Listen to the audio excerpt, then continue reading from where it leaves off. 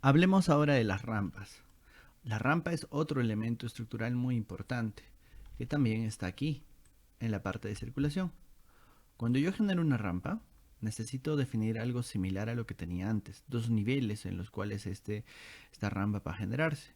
Por lo general las rampas no van de nivel en nivel, sino van a cubrir un cierto desnivel de, por ejemplo, 1,5 metros. ¿Sí? Entonces hay que tener mucho cuidado, ¿no?, respecto de todo esto. Eh, lo que vamos a hacer es definir una rampa de 2 metros de ancho con una línea de contorno, una línea recta, por ejemplo, de aquí hasta aquí. Si yo le doy finalizar, se van a dar cuenta de que aquí yo tengo una rampa. Esta rampa en planta se ve muy recta, pero en una vista en sección se van a dar cuenta de que tiene cierta inclinación. Esta inclinación depende de las propiedades de tipo que se llaman longitud máxima de inclinación y pendiente máxima. Por ejemplo, 1/30. Por ejemplo, si le pongo 1/50, la inclinación va a bajar. Si le pongo 1/2 y le doy a aplicar, va a seguir subiendo. Entonces, esto es muy importante para la generación de las rampas. Lo interesante con las rampas es que yo puedo generar rampas con temas curvos, tal vez. Si es que yo tuviera la necesidad, por ejemplo, podría empezar mi rampa de aquí a aquí y finalizarla. Y tengo una rampa con un extremo.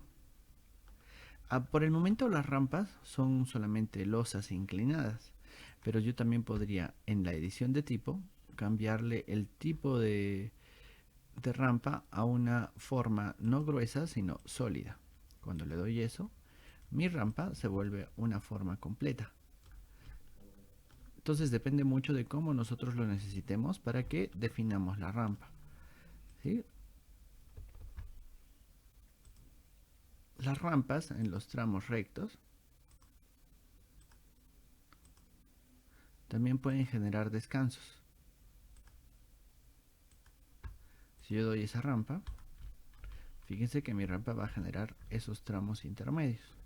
Recuerden que si yo le digo que le voy a colocar la forma como gruesa, pues nuestra rampa va a salir así, de esa manera.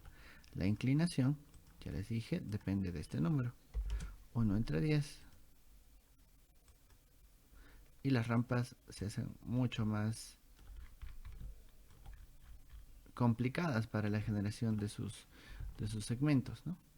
Así que hay que tener mucho cuidado en la generación de las rampas y en los cálculos de las pendientes que vamos a utilizar en las mismas, ¿sí? Estas son las formas más sencillas de hacer una rampa. Y cuando hay una rampa estructural, como por ejemplo para el ingreso a los sótanos o los semisótanos en un proyecto de estructuras, en un proyecto de edificación, se hace un poquito más complejo y de repente hasta estas rampas no son suficientes. En esos casos yo prefiero utilizar el tema de los suelos,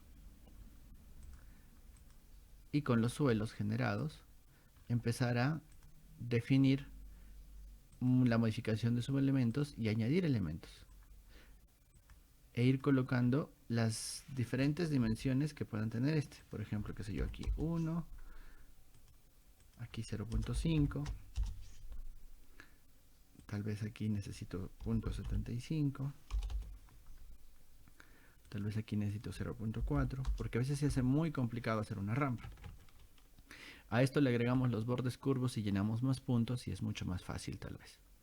Porque las rampas no están muy preparadas para ser irregulares, ¿no? Si queremos hacer una rampa irregular, vamos a tener que agregar puntos como por este método, ¿sí?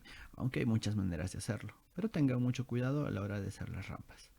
Recuerden que la función rampa también tiene la manera de revisar el contorno, de generar el contorno mediante la selección de las líneas. Si tenemos un cat como definición del contorno de la rampa, vamos a poder utilizar esta función para seleccionar esas líneas del CAD como contorno, pero igual hay que tener muchísimo cuidado. Por favor, indíquenos si tienen algún problema con las rampas para poder ayudarlos.